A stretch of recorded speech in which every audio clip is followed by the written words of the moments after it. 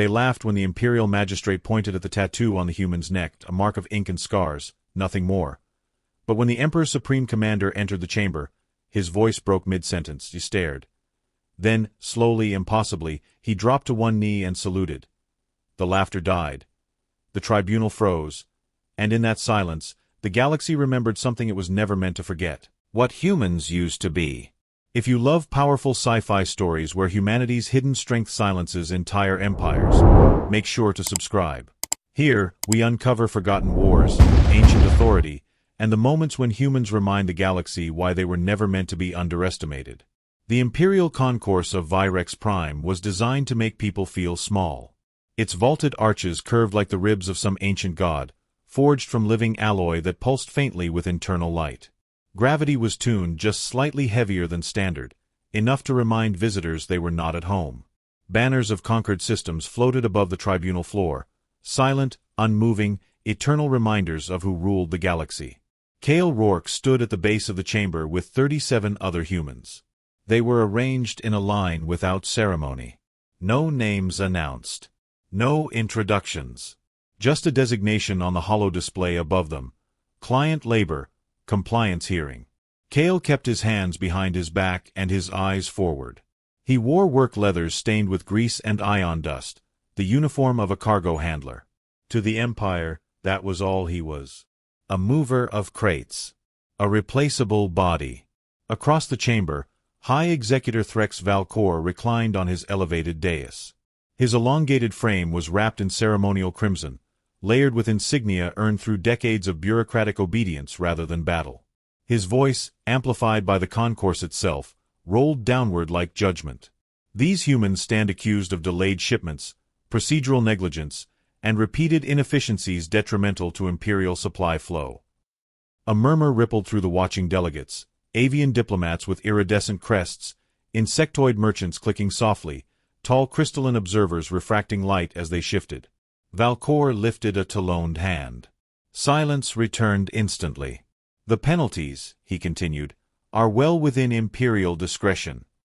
Cale listened without reacting. The charges were exaggerated. He knew that. So did the others. But truth was irrelevant here.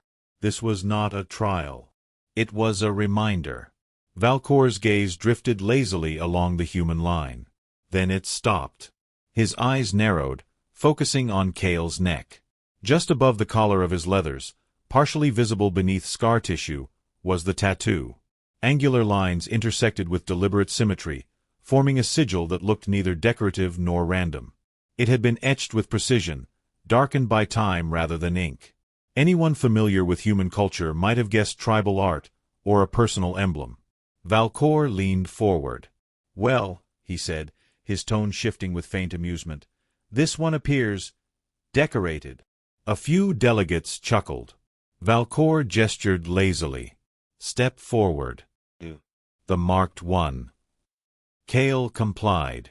He took 3 measured steps, stopping at the indicated point. His posture remained straight. His expression unreadable. "What is your name?" Valcor asked. "Cale Rourke," Cale replied. "Occupation. Cargo operations. Dock 17. Valcor smiled, exposing rows of narrow teeth. "And the symbol you wear so proudly? Is that some human superstition? A tribal warning? Or perhaps an attempt to appear dangerous?" Laughter spread more freely now. Even a few Imperial guards smirked. Cale said nothing. Valcor's smile tightened. "You will answer when addressed." Cale lifted his eyes, meeting Valcor's gaze for the first time. "You asked." "I answered." The concourse stilled, just slightly. Valcor tilted his head. "You did not explain the marking." "It doesn't require explanation." That drew sharper laughter. "Bold," Valcor said. "Or foolish. Hard to tell with your kind." He rose from his seat, descending one level of the dais, making a show of proximity. Humans used to cover themselves in symbols like that, didn't they? Back when you still believed markings could make you important. Cale remained silent. Valcor circled him slowly, studying the tattoo with open disdain. "Tell me, does it mean you're a warrior? A leader? Or just another laborer trying to pretend he matters?" One of the human workers shifted nervously. Kale noticed, but did not turn. "It means," Valcor continued, voice dripping with mockery, "absolutely nothing." The chamber laughed again, louder this time. Valcor straightened and raised his hand. "I find this display aggravating and wasteful." He tapped the hollow display, altering the charge summary. "In light of this individual's insolence," he announced, "I am revising the penalties." Kale felt the tension spike behind him. "All human defendants will be reassigned to penal labor facilities," Valcor said. "Indefinite term. Asset seizure authorized. Relocation effective immediately." A quiet gasp escaped the line. Kale clenched his jaw. He said nothing. Valcor's eyes gleamed. "As for you, Marked One, your refusal to explain your little drawing suggests defiance. Defiance must be corrected." He leaned closer. "Perhaps the camps will scrub that ink from your skin." For a moment, Kale considered speaking. The words rose unbidden, ancient phrases, buried responses, truths that would shatter the chamber. He felt them pressing against his restraint. He forced them down. "Decision recorded," Valcor declared. "Guards." A resonant tone cut through the chamber. A different signal. Every delegate froze. The concourse lighting shifted subtly, dimming along the outer arches. The hollow banners stilled completely. Even Valcor faltered, his command unfinished. An automated voice echoed through the hall. "Notice. Arrival of Imperial Authority. Supreme clearance." Valcor stiffened. His confidence wavered. The massive doors at the far end of the concourse began to part. They opened slowly, deliberately, revealing a corridor bathed in cold white light. Footsteps echoed. Heavy. Measured. Unhurried. Imperial guards snapped to attention in perfect unison, armor locking as they turned. Valcor swallowed and stepped back toward his dais. From the corridor emerged a figure clad in ancient warplate, scarred, reinforced, and etched with symbols far older than Valcor's insignia. His presence bent the room around him. Conversations died mid-breath. Supreme Commander Ethan Krll entered the concourse. His eyes swept the chamber once, then stopped. They fixed on Kale Rourke. The laughter that had filled the hall moments earlier evaporated, leaving behind a silence so absolute it felt heavier than gravity. Kale felt it then. The moment he had been avoiding. The commander began to walk toward him. And the tribunal, for the first time in centuries, did not know what it was about to become. Supreme Commander Ethan Krll crossed the concourse without haste. Each step echoed against the living alloy floor, measured and deliberate, as though time itself had slowed to accommodate him. The delegates remained frozen, unsure whether breathing too loudly would be considered disrespect. Even the gravity felt heavier now, pressing down with unseen authority. Kale Rourke did not move. He stood exactly where Valcor had left him, hands behind his back, spine straight, eyes forward. His pulse was steady, but his awareness sharpened. He knew that walk. He knew the silence that followed it. Krll stopped 3 paces in front of him. The commander was taller than Kale by a full head, his armor bearing the scars of battles no longer taught.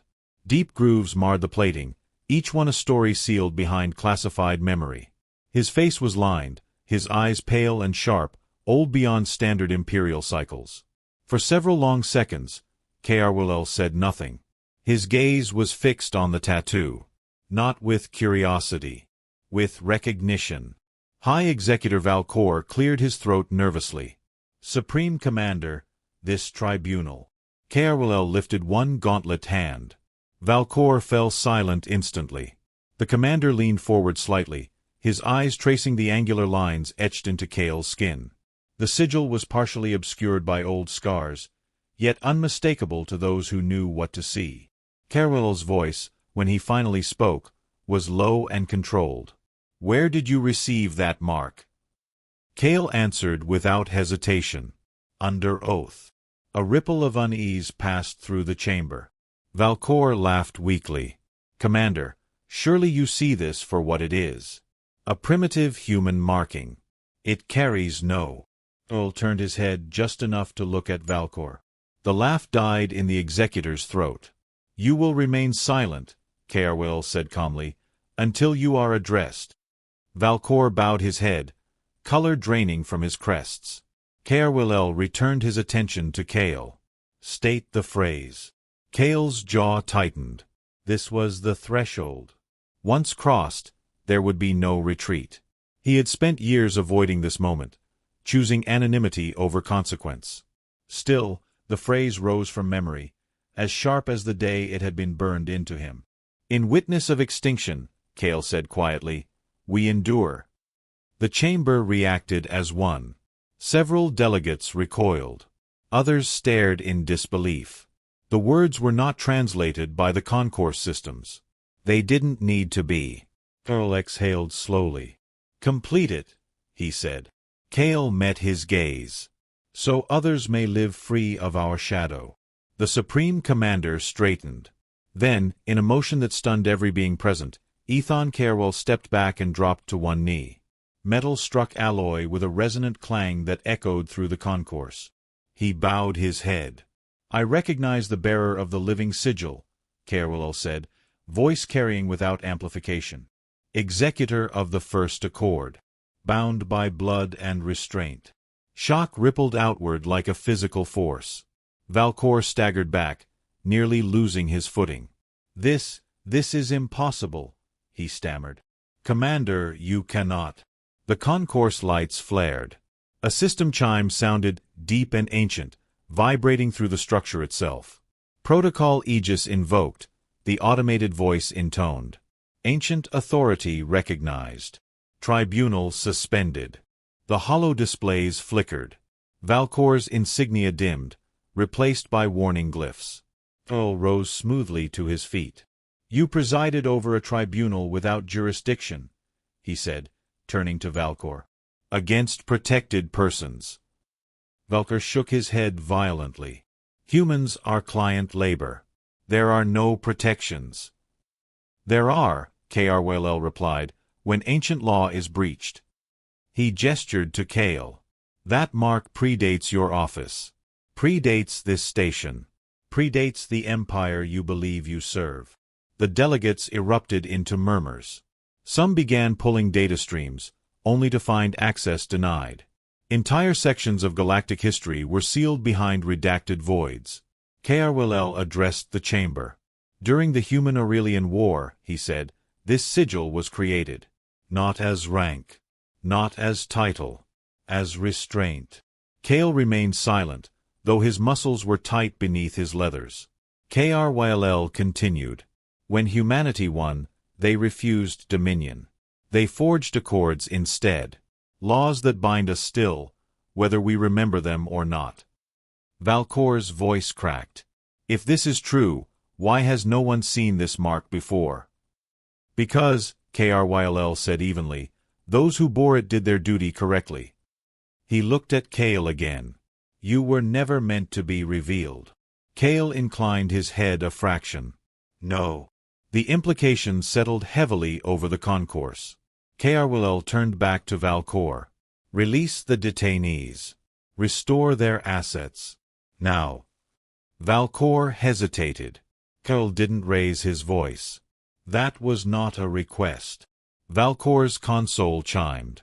His authority token flickered, then dimmed further. "Release them," Valcor whispered to the guards. The restraints on the human workers disengaged with soft clicks. Confused, shaken, they stepped back, eyes darting between Cale and the kneeling commander. One of them whispered, "Cale, what did you do?" Cale didn't answer. Caerwell stepped closer to Cale again, lowering his voice. "Why remain silent for so long?" Cale's reply was immediate. "Because power revealed too early becomes a weapon. And weapons invite challenge." Ethan Caerwell studied him for a long moment. Then he nodded. The Supreme Commander turned to the chamber once more. "This tribunal is dissolved," he announced. By authority older than the Empire itself. The ancient chime echoed again. Valka stood trembling, his certainty shattered. And across the concourse, as delegates struggled to comprehend what they had witnessed, one truth became unavoidable. The mark they had laughed at was not decoration. It was a warning. Silence ruled the imperial concourse, but it was no longer the silence of obedience. It was the silence of collapse. Delegates whispered behind raised crests and translucent mandibles. Data streams flashed and failed as restricted archives rejected access attempts. Ancient laws, long treated as ceremonial relics, had just asserted themselves without permission. High Executor Threx Valkor stood rigid near his dais, claws trembling, his authority symbols dimmed to a dull red. He looked smaller now. Not physically, but existentially, like a pillar that had discovered it was hollow. Supreme Commander Ethon Kryll faced the chamber. "You believe this is unprecedented," he said, his voice steady and unhurried. "It is not. It is merely forgotten." He turned slightly, indicating Kale without pointing. "That human carries a living sigil. It is not rank. It is not power.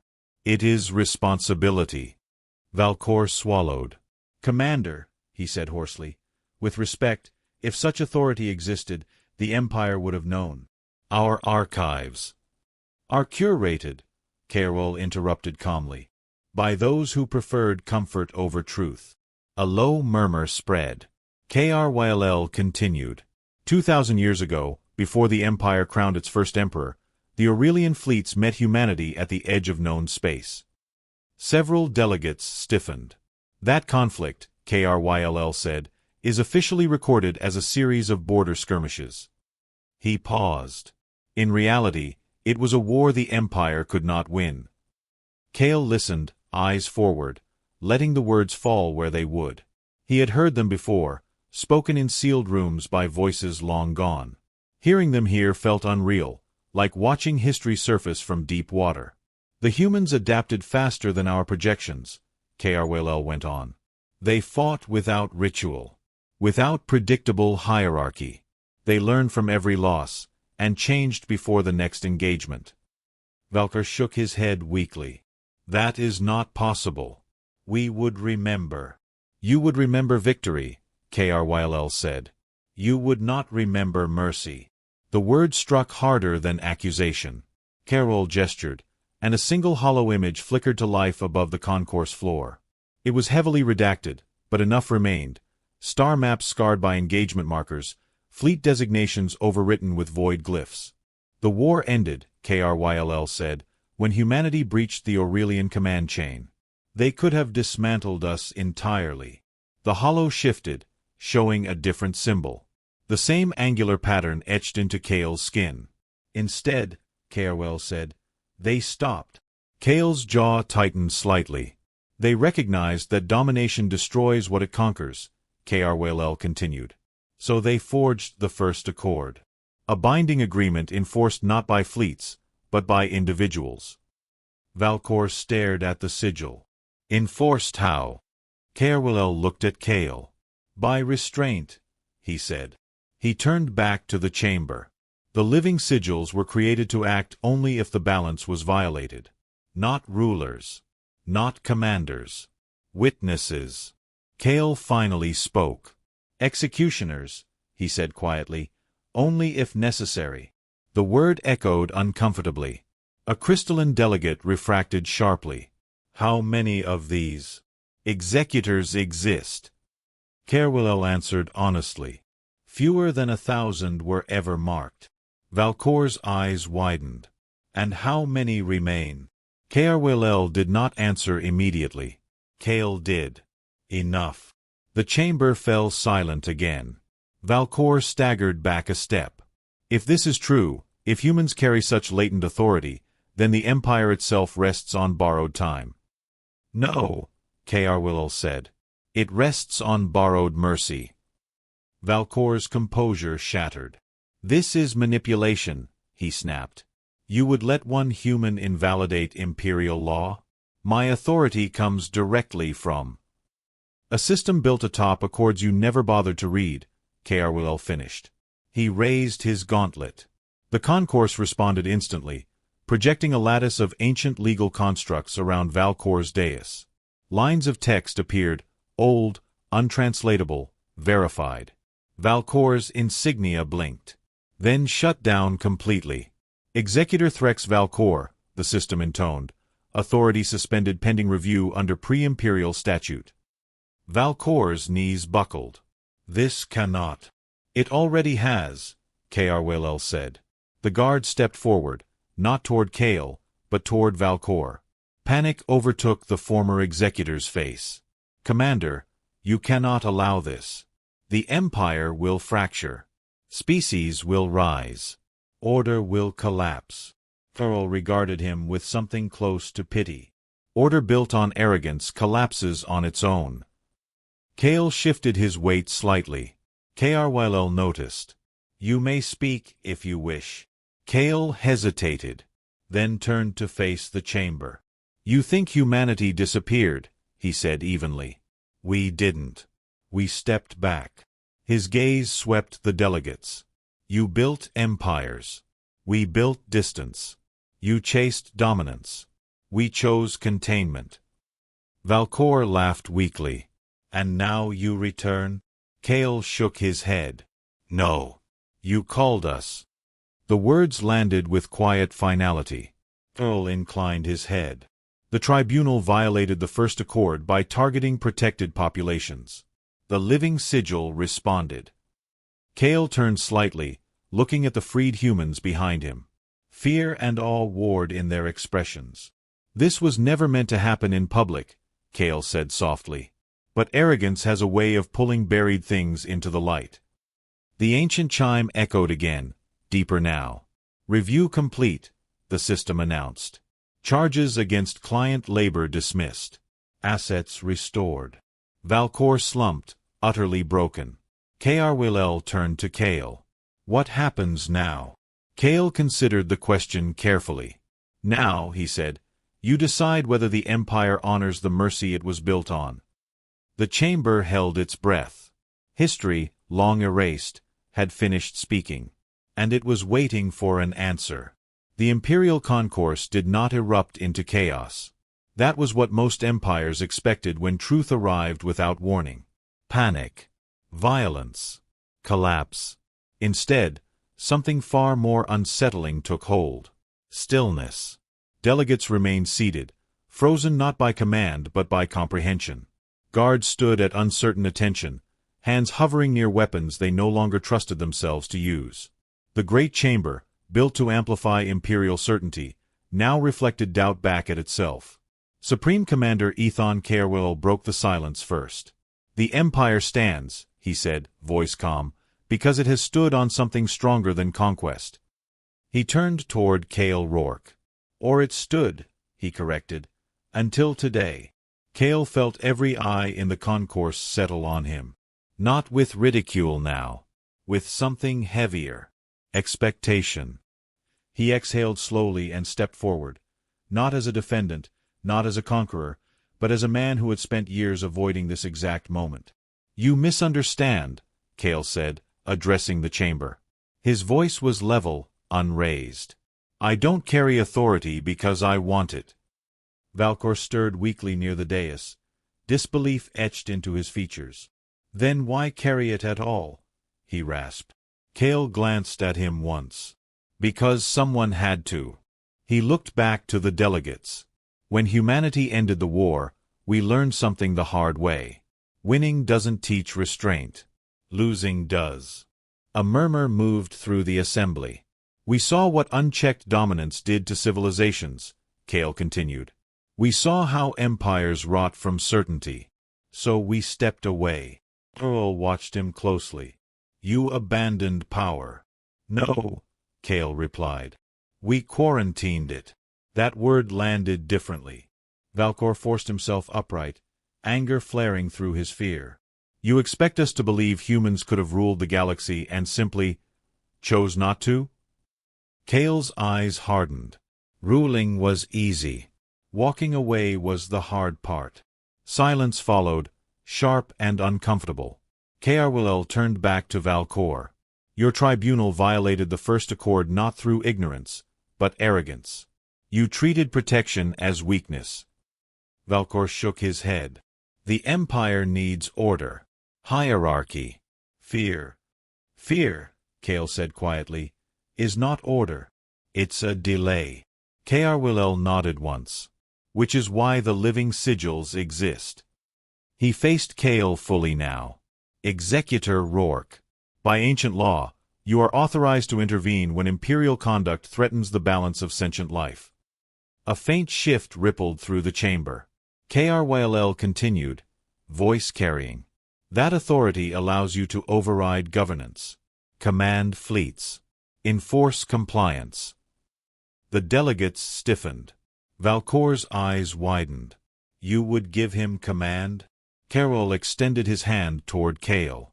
I would return what was never truly taken. Kale stared at the offered gauntlet. For a moment, the weight of history pressed down on him, of names lost, of worlds spared, of choices made quietly so others could forget. Then he shook his head. I refuse. The word struck harder than any declaration of war. Gasps rippled through the concourse. Several delegates rose instinctively, disbelief plain across alien features. Valkor laughed. Hi, brittle. Of course you refuse. You want chaos. You want us weak. Kale's gaze snapped to him. No. I want you honest. He turned back to Krll. Command changes people. It always has. Humanity learned that lesson early. Earl studied him, something like admiration crossing his weathered face. Then what do you ask? Kale did not hesitate. Equal law, he said. Not privilege. Not exemption. Accountability. The chamber leaned inward, listening. No species treated as disposable, Kale continued. No tribunals built on mockery. No authority unchallenged by conscience. Valkor snarled. You would shackle the Empire with sentiment. No, Kale replied. With memory. Carol lowered his hand slowly. You understand what you're refusing. Yes. You could shape policy for centuries. Yes. You could end resistance permanently. Kale met his eyes. And create a future that needs another war to correct it. Carl exhaled through his nose, a sound almost like laughter. Then hear this, the Supreme Commander said, turning back to the chamber. The living sigil has declined imperial command. The words rippled outward, incomprehensible yet undeniable. However, Carewell continued, his conditions stand. He raised his voice. By ancient law, all sentient species under imperial governance will be reviewed for equal protection. Effective immediately. The concourse systems chimed in affirmation. Valkor's composure finally shattered. You can't let him do this, he shouted. He has no throne, no title. Carl looked at him coldly. Authority does not require a throne. Guards closed in around Valkor now, weapons lowered but ready. You will answer for your actions, Krll said. Under laws you dismissed as myth. Valkor's voice dropped to a whisper. You're dismantling everything. Kale stepped closer. No. You did that yourself. Valkor looked up at him, hatred burning through terror. This galaxy will regret remembering you. Kale's expression did not change. We were remembered long before today. The guards moved to restrain Valkor. As he was led away, the former executor twisted back, shouting, You think this ends here? You think others won't come for you? Kale watched him go. I know they will. Carol approached Kale once more, lowering his voice. You've set something in motion. I know. You could still disappear. Kale nodded. That was always the plan. Carol studied him. And if the galaxy refuses to forget this time? Kale looked around the concourse, at the banners, the watchers, the cracks forming in old certainty. Then, he said quietly, it will have to decide what it does with the truth. The ancient chime echoed again, not as a command, but as acknowledgement. The Empire had not fallen. But for the first time in centuries, it had been reminded. Authority does not come from domination. It comes from the choice not to use it. Valkor's removal should have ended it. That was how imperial justice usually worked. One figure disgraced, authority reassigned, the system congratulating itself for self-correction. The concourse had seen it countless times. An official fell, another rose, and the machine continued uninterrupted. But no one moved to fill the space Valkor left behind. The dais stood empty, its crimson authority lights dimmed, like a throne abandoned by something afraid to return. Delegates shifted uneasily, unsure where to look. Their attention kept drifting back to Cale Rourke, as though gravity itself had reoriented around him. Supreme Commander Ethon Kryll watched the chamber carefully. "You have made your refusal," he said to Cale, his voice pitched low enough to keep it private. "But refusal does not dissolve responsibility." Cale nodded. "I'm aware. Then you understand what comes next." Carroll turned toward the delegates and raised his gauntlet hand. The concourse responded immediately, projecting a lattice of procedural authority across the air. New review committees initialized. Oversight nodes activated. Entire sectors flagged for legal audit. The Empire was moving. Slowly. Cautiously. Like a wounded beast that had realized the pain came from within. A crystalline delegate broke the silence. "Supreme Commander, clarification is required. If the living sigil rejects command, who holds final authority during this transition?" Kryll answered without hesitation. "The law." Murmurs followed. Uneasy ones. Another delegate, a tall avian with burnished wings, leaned forward. "Laws require interpretation. Enforcement. Without hierarchy, order fractures." Cale turned toward them. "That assumption," he said, "is why the fractures exist." The avian stiffened. "You speak as if you understand governance better than those who've maintained it." "I understand collapse," Cale replied. "We studied it extensively." Kryll watched the exchange with measured interest. Cale continued, his tone steady. "Empires don't fall because of rebellion. They fall because leaders stop listening to the limits placed on them." A low, resentful voice cut in. "Valkor."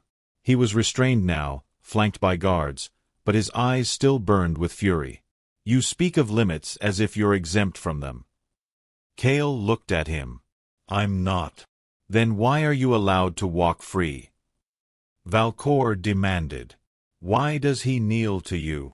Carroll answered before Cale could. "Because he can refuse what you crave."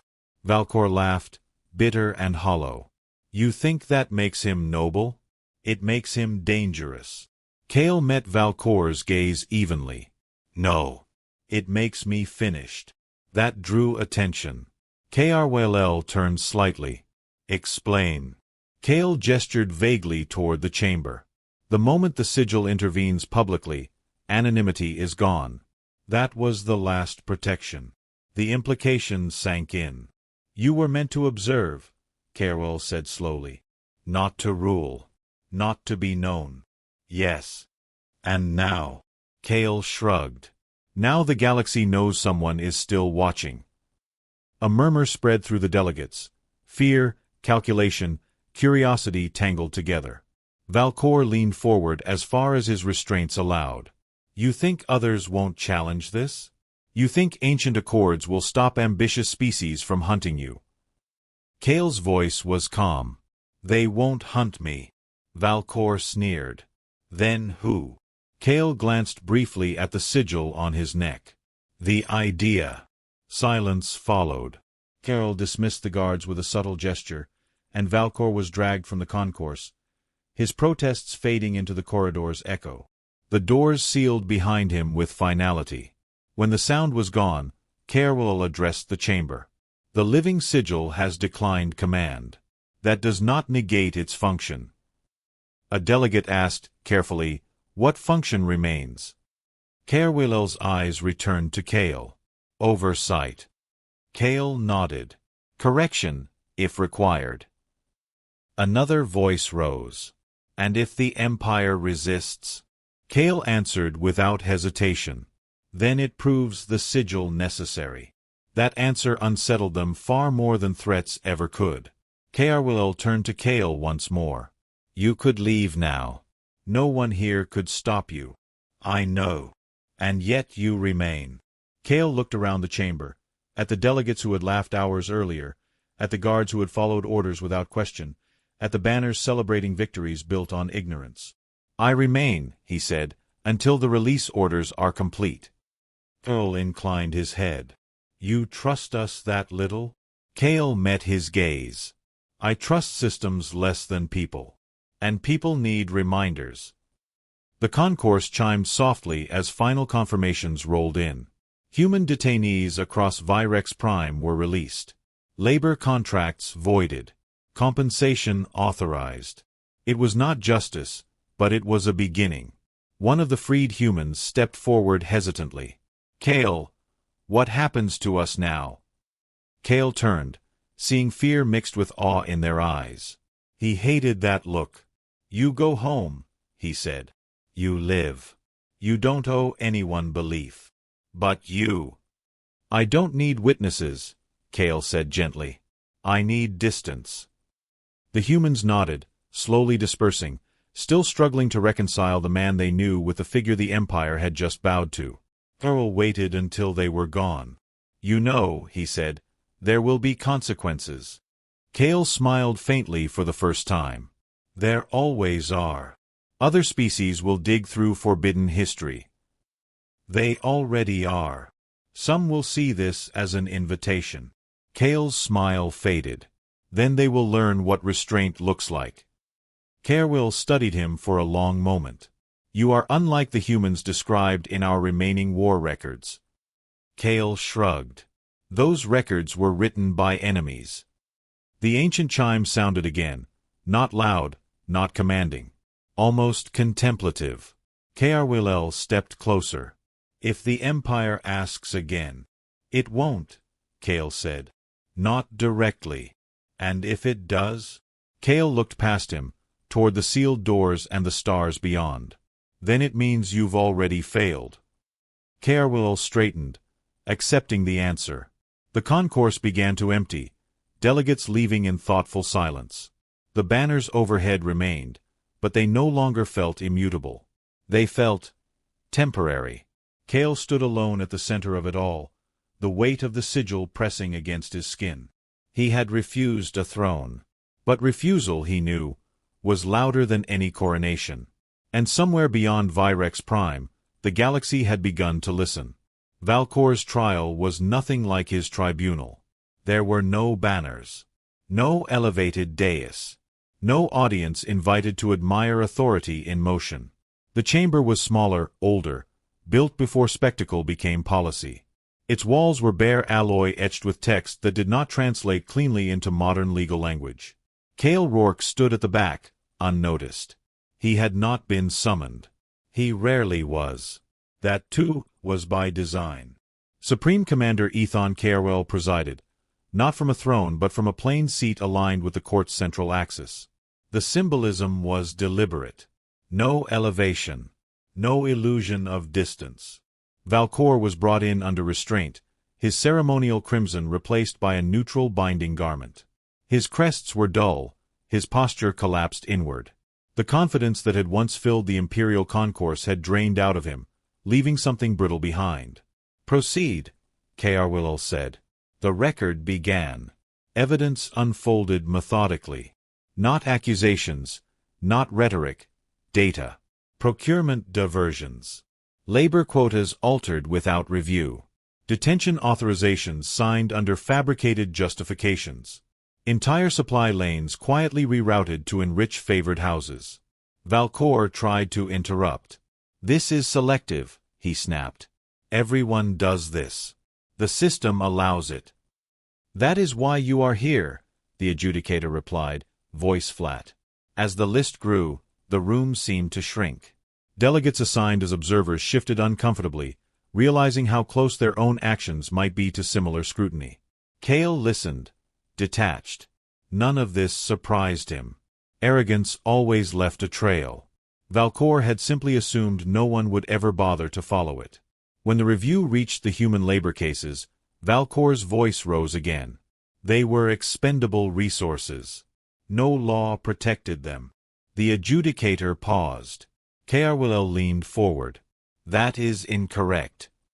A section of the wall illuminated, revealing ancient statute, pre-imperial, unedited. Protected status, accord-bound populations. The same sigil etched into Kale's skin appeared beside the text. Valcor stared at it as if seeing it for the first time. This was buried. It was archived, Krll corrected. You chose not to read it. Valcor's breathing quickened. You expect me to believe this justifies destroying my career? No, Krll said calmly. It explains why you destroyed it yourself. The trial continued. Witnesses were not called. Records spoke well enough. Every decision Valcor had made to amplify fear over function now stood catalogued, stripped of ceremony. At last, the adjudicator turned to Krll. Verdict. Krll did not answer immediately. He looked at Valcor, truly looked at him, not as a fallen official, but as a symptom. Threx Valcor, he said, you are found in violation of the First Accord, the Second Charter, and the foundational principles of imperial governance. Valcor sagged. Then execute me, he whispered. Do it properly. Earl shook his head. Execution would make you a martyr. Valcor looked up sharply. You will be erased, Krll continued. Your authority revoked. Your records sealed. Your name removed from public history. Valcor's mouth opened, then closed. That, Krll said, is the punishment you fear. The judgment was entered. The chamber dimmed as Valcor was escorted away, not to a cell, but to obscurity. No audience. No last words recorded. He would live, but never matter again. The court recessed. Observers filed out in silence, each carrying the weight of implication. Systems they had trusted to shield them now felt thinner. Conditional. Kale remained where he was. Earl approached him after the room had emptied. You didn't have to attend. I didn't, Kale agreed. And yet you did. Kale shrugged. Closure isn't for the guilty. Earl studied him. Do you feel satisfaction? No. Relief? No. Then why stay? Kale considered.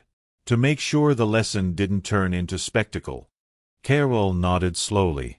It didn't. They walked together down a narrow corridor leading away from the chamber. No guards followed. None were needed. You realize, Krll said, this judgment will unsettle many. It should, Kale replied. Systems that rely on silence rot. And if the Empire fractures? Kale stopped walking. Then it proves it was never stable, he said. Stability built on ignorance is a pause, not a foundation. Krll looked at him closely. You speak like someone who expects what comes next. I do. They resumed walking. Outside, Virex Prime turned slowly beneath the station, its light steady, unaware of how close it had come to becoming a lesson written in fire. You mentioned consequences, Krll said. I'm beginning to see them. Kale's gaze drifted toward the viewport. This trial wasn't the consequence. Krll frowned. Then what was? Kale answered without turning. The signal. Krll's posture stiffened. What signal? Kale tapped the sigil on his neck lightly. When the living sigil is recognized publicly, it activates dormant protocols. Where? Everywhere. Earl absorbed that in silence.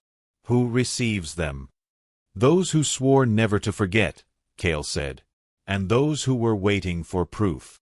Earl exhaled slowly. Enemies. Not all of them, Kale replied. Some are worse. They reached the corridor's end. The doors parted automatically. Beyond them, the concourse bustled again, not with laughter or arrogance, but subdued movement. Conversations held at half volume. Eyes that lingered longer than before. KRYL stopped. If what you say is true, this was inevitable. Yes. And if the galaxy responds badly? Kale finally looked at him. Then restraint ends. Carol searched his face for threat and found none. Only certainty. Will you stay? Carol asked. Kale shook his head. I've already stayed too long. He stepped away, merging into the flow of civilians, another worker leaving his shift, unremarkable to anyone who hadn't learned to see. Behind him, Ethan KRYL watched the crowd with new understanding. Arrogance had demanded payment. The Empire had paid in silence. The galaxy, Kale knew, would pay in attention. The first reaction was disbelief. Across Virex Prime, encrypted channels spiked with suppressed alerts, fragmented recordings, sensor logs flagged as corrupted, legal overrides stamped with pre-imperial authorization codes no one remembered having access to. Officials dismissed them as glitches. Committees blamed legacy systems. Analysts quietly archived what they didn't understand. Then the second reaction arrived. Fear. It began on the outer trade routes, far from imperial oversight. A merchant flotilla rerouted without explanation after a routine scan detected an anomalous legal signature embedded in their clearance, one matching ancient Accord identifiers. A patrol commander on the frontier froze mid-inspection when his console displayed a symbol he had only seen once, during academy training, in a module marked theoretical. The sigil. The same one etched into Kale Rourke's skin. Whispers followed. Not broadcasts. Not official statements. Whispers carried by people who knew when to lower their voices. Old admirals. Retired archivists. Species whose elders remembered stories passed down as warnings rather than history. The humans never lost. They chose silence. And silence just broke. On Virex Prime, Supreme Commander Ethan Carroll stood alone in the concourse, watching the last of the delegates depart. The banners still floated above, but they no longer felt triumphant. They felt provisional. An aide approached him cautiously. "Commander, we're receiving inquiries." Carroll didn't turn. "From whom?" "Everyone," the aide admitted. "Border councils. Allied systems. 3 species classified as dormant observers have requested clarification on ancient obligations." Carroll closed his eyes briefly. "And the Empire's response?" The aide hesitated. "There isn't one yet." "There shouldn't be," Carroll said. "Not until we understand what we've awakened." Elsewhere, far from Imperial cores, the reaction took a different shape.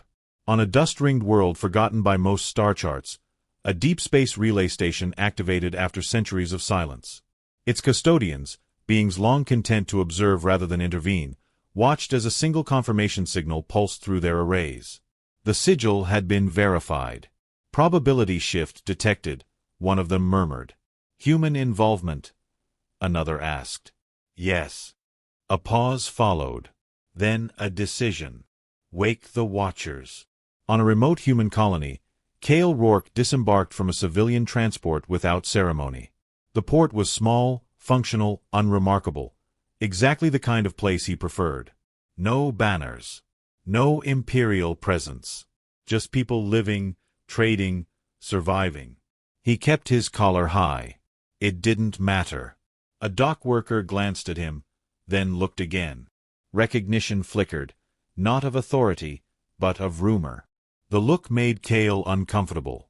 He moved on quickly, blending into the crowd as best he could. He felt it then.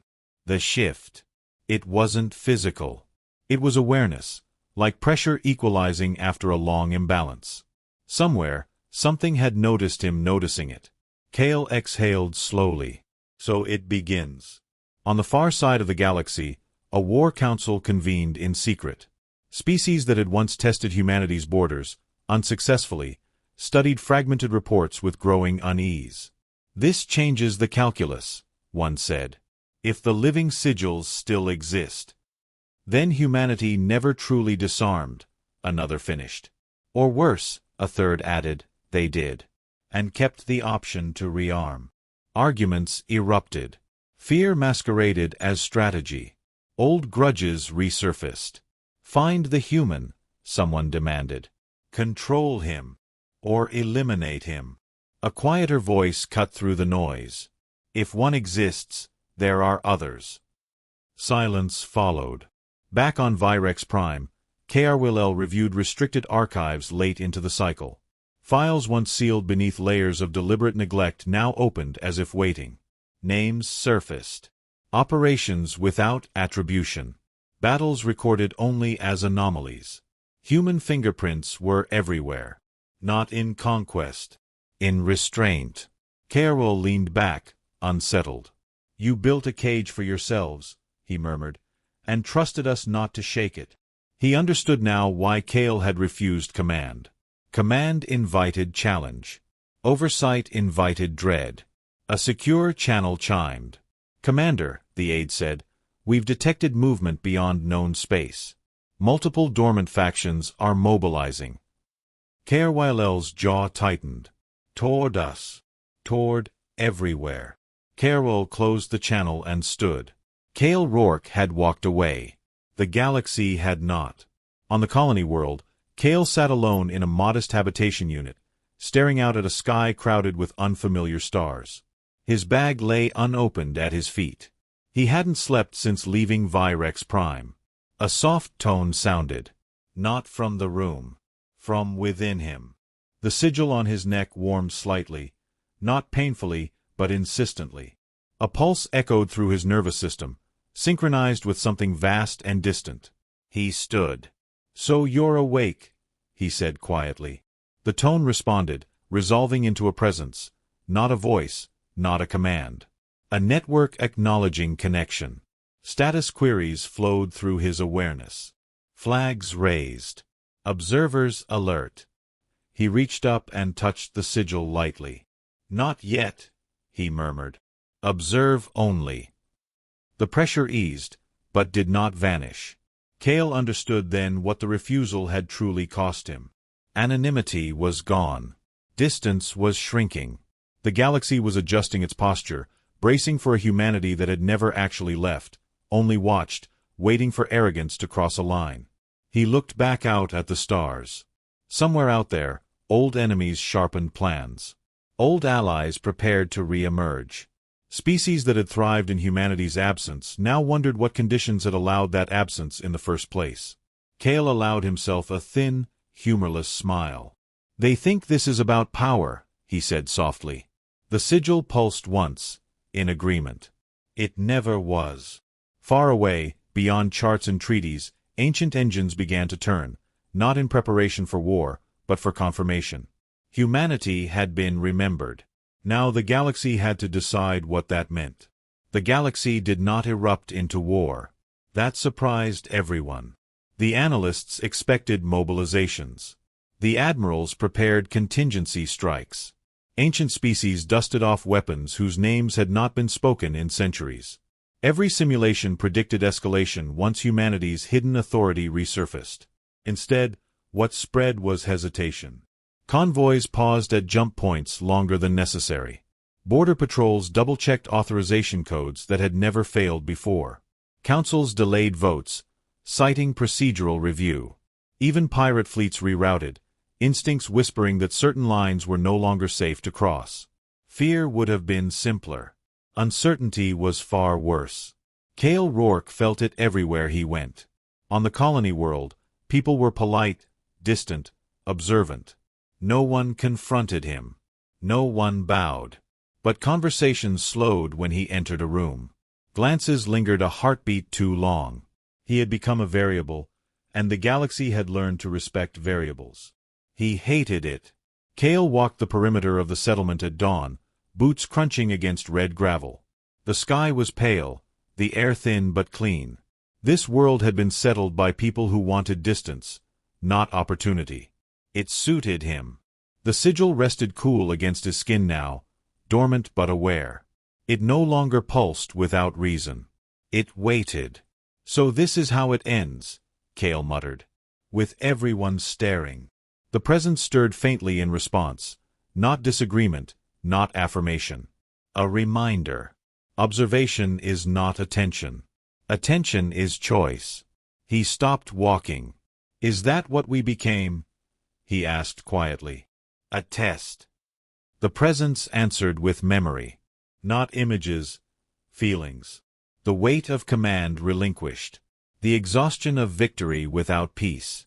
The decision, made by people long dead, to build a future that didn't require them to rule it.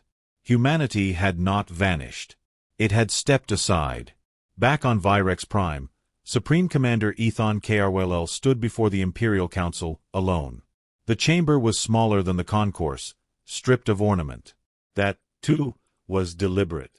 You want reassurance, Krll said, addressing the gathered representatives. I cannot give it. Murmurs spread. You want certainty, he continued. That humanity will not reclaim dominion. That ancient authority will remain unused. He paused. I can only tell you this. If humans wanted the galaxy, it would already be theirs. Silence followed. Oh, let the weight of that truth settle. They chose something harder. To let us decide who we become without their shadow looming over us. A council member finally spoke. And if we fail? Krll answered honestly. Then they will remind us why they stepped back in the first place. The council dismissed shortly after, unsettled but intact. The Empire did not fracture. It adjusted, slowly, reluctantly, but measurably. Protections were extended. Oversight expanded. Old laws resurfaced, inconvenient and unavoidable. Humanity was not leading. It was watching. On the fringe of known space, dormant fleets powered down instead of up. War councils dissolved into debates. No one wanted to be the first to test whether restraint still held. Kale felt the shift like a change in weather. The galaxy exhaled. He stood on a ridge overlooking the colony as lights flickered on below, one by one. Families gathered. Ships landed. Life continued, stubborn and ordinary. This was what humanity had chosen to protect. Not thrones. Not banners. Normalcy. A private channel chimed softly. Krll's voice came through, unencrypted. You were right. Kale closed his eyes briefly. About what? Power, Krll said. The loud kind fades. The quiet kind terrifies. Kale allowed himself a small smile. That's because it doesn't need permission. There will be those who never accept this, Krll continued. Who look for you. Or others like you. I know. And when they do? Kale looked up at the stars, countless and uncaring. Then they'll learn something important. What's that? That humanity's greatest strength was never conquest, Kale said. It was knowing when to stop. The channel closed. The sigil warmed faintly, not in warning, but in acknowledgement. Kale understood now. The living sigils were never meant to rule forever. They were meant to exist long enough for the galaxy to outgrow the need for them. He turned back toward the settlement, toward the quiet lives unfolding below. Somewhere, ancient watchers returned to sleep. Others remained alert, cautious but hopeful. The galaxy recalibrated, not around fear of humanity, but respect for its restraint. And that, Kale knew, was the real legacy. They had laughed at a tattoo. They had mocked a symbol. But what froze them wasn't power reclaimed. It was the realization that humanity had once held absolute dominance, and had chosen to let it go. The galaxy would spend the next 1,000 years deciding whether it was worthy of that choice.